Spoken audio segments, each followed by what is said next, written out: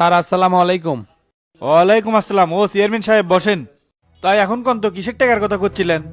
এলে কি করছেন স্যার, আপনার কিছুই মনে নাই?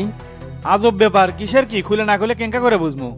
আমাকে ভোটে জিতে দেওয়ার জন্য যে 25 লাখ টাকা চাইলেন তার মধ্যে 8 লাখ টাকা দিলাম, 6 ঘন্টার ব্যবধানে সবই ভুলে গেলেন। এই মিয়া কি কনেল্লা, আমি বা আপনি কবে ভোটে দিতে দিবার ছিলাম আর টেকাই বা কখন নিলাম? আর আমাকে উল্টাপাল্টা কথা কওয়ার সাহস পান কেমনে? না স্যার, আমি মিছা করছি না, আপনার নাম্বার থেকে তার অন্য কেউ ফোন দেবে না, বিশেষ না হলে আমার ফোন চেক করে দেখেন। ঠিক আছে, ফোনটা দেন দেখি। এই যে ল্যান। তাই তো আমার নাম্বার থেকে না অসংখ্যবার কথা হচ্ছে। এখন তো বিশ্বাস ঠিকই হলো, আপনি শুধু শুধু আমার সাথে আয়নাবাজি করিচ্ছেন। ওই মিয়া কিসের আয়নাবাজি? আপনার সাথে আমার নাম্বার ক্লোন করে কেউ প্রতারণা করছে। হাসান সাহেব। জি স্যার কোন।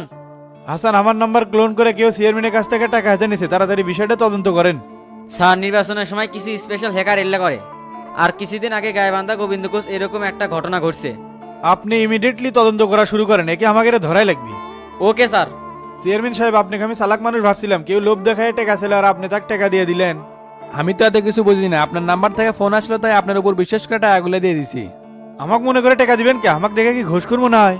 ঘটনা হচ্ছে কি স্যার, নির্বাচনের আগে অনেক অফিসার ভোটে জিতে দেওয়ার কথা কয়ে টাকা নাই, আমি তাই ভাবছিলাম। এই মিয়া, নাম্বার হ্যাক করে আপনার সাথে কেউ প্রতারণা করছে। হাই রে, একই সর্বনাশ হয়ে গেল আমার, আমি কোন প্রতারণা জালে ফাঁসে গেলাম। ফোন করে কেউ টাকা ছিল আর আপনি টাকা দিয়ে দিলেন, আমার কণ্ঠা তার কণ্ঠ মিলে দেখলে তো আপনি বুঝতে পারতেন। আমি এলে কিছুই বুঝে পাই না স্যার, এখন আমি কি করবো? আপনি একটা কমপ্লেন দিয়ে দেন, দেখি কি ব্যবস্থা করা যায়। বছরের শুরুতে এমন একটা ধরা খেলাম স্যার, আমি তো একেবারেই নিঃস্ব হয়ে গেলাম। এখন তো নির্বাচনের খরচ চালানোর মতো কোনো টাকা পয়সাই থাকলো না। লোভ করলে এমনই হয়। আপনি কোবা শামসুর এলাকায় টাকা দিয়ে ভোট কিনবার চান, এটা তো খালি বোকা নয়, মহা বোকার পরিচয় দিচ্ছেন। এলে যে কি হয়ে গেল, আমার মাথা খালি ঘুরিচ্ছে, আমি তো কিছু বুঝে পারছি না স্যার। আপনি বাড়ির যে রেস্ট নেন, আর এদিকে আমরা হ্যাকার ধরার চেষ্টা চালাচ্ছি। আচ্ছা স্যার, বিষয়টা একটু ভালো করে দেখেন, আমি এখন যাই তাহলে। ঠিক আছে, যান। ওস্তাদ ওস্তাদ ক্যারেটেরা ইনকা করে সিল্লে চুকে শখ।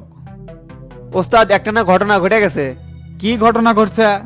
ওসির নাম্বার হ্যাক করে শফিক চেয়ারম্যানে ভোটে জিতানোর কথা 8 লাখ টাকা প্রতারণা করে নিছে।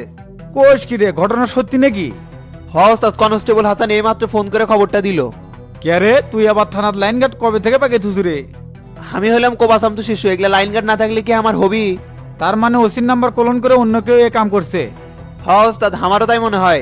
আমার কাছে ব্যাপারটা কেঙ্কা জানি লাগিচ্ছে, আবার কোনো ষড়যন্ত্র চালাচ্ছে নাকি? এবার যদি ষড়যন্ত্রকারী শনাক্ত হয় তাইলে কিন্তু আমাকে আটকে রেখে পারবেন না, কয়া দিলাম। ওস্তাদ, মাথায় আমার চুল কম, তাই আমার ধৈর্য কম। এটেরা আগে ভালো করে খোঁজ লাগা, ঘটছে কি ব্যাপারটা আগে ভালো করে বোঝা লাগবি। আমি যেটা শুনলাম, শফিক চেয়ারম্যান বলে ওসির সামনে কাইন্সি আর কমপ্লেন লিখছে। তাহলে বিষয়টা তো ভালো করে খেয়াল করা লাগে রে টেরা। তা কর মানে ওস্তাদ, কিন্তু 31 উপলক্ষে সলবাল তো পিকনিক করবে যাচ্ছে। পিকনিক করবো ভালো কথা, কিন্তু কোনো পরিবেশ যেন দূষণ না হয়, গান বাজনা নেশার পার্টি এলে না হলে অনুমতি দিবার পারি। পিকনিক পরিচালনার দায়িত্ব থাকবে আমার উপর, এগুলা কিছু ঘটবে না ওস্তাদ। ঠিক আছে, তাও পিকনিকের জন্য কত টাকা লাগবে? আগে সকলের সাথে বসে হিসাব নিকাশ করে কয় টাকা লাগবে আপনাকে জানাচ্ছি।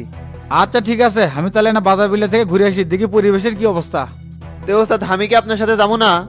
না তুই থাক, তুই আমাকে সামলা আর আমি মুখ থেকে ঘুরে আসি। আচ্ছা ওস্তাদ, জান তাহলে আমি আর না বাড়ি মধ্যে ঘুরে আসি। আজকালকার মানুষ চেনা বড়ই মুশকিল, আর ওসি তো আগে থেকে ডুয়েল পাঠ করতেছে। নির্বাচন হলে কোনো ষড়যন্ত্র হলে শালা এক টাকাও ছাড়বো না, আমি সামসু কোবা সামসু সব শালা কুবে ভাস করে দেবো।